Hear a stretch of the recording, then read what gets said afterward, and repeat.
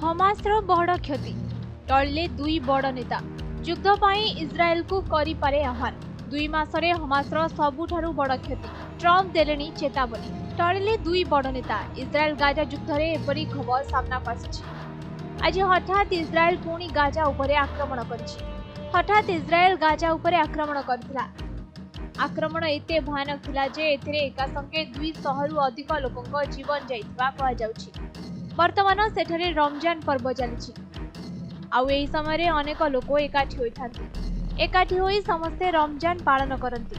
एही खुशीर समय गोटे मुहूर्त पानी फटका परी मिल जाइछि। गाजा उपरे इस्राएल भयानक आक्रमण करिछि। यह मुख्यतः गाजार जनगहली स्थान गुड़िकरे करा जाइथिला। एणु एथिरे एका संगे एते लोकंको जीवन जाइछि।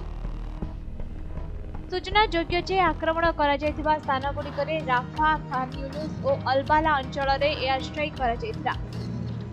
तेबे एही आक्रमण रे हमासर जने सरकारी मुख्यंक जीवन जाइछि।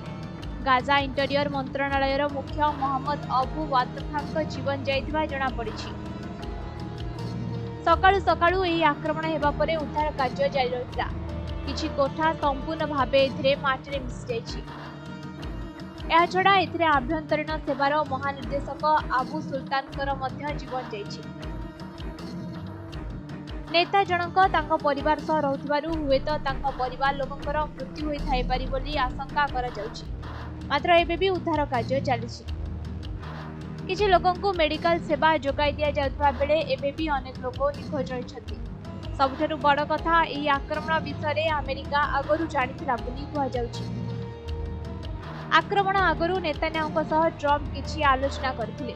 अन्यपटे हमास इस्राएल बंधकंकु न छाड़िले एहार परिणाम आहुरी भयंकर हेबो बोली ट्रम्प पुणी चेतावनी दैछथि। ब्यूरो रिपोर्ट समय।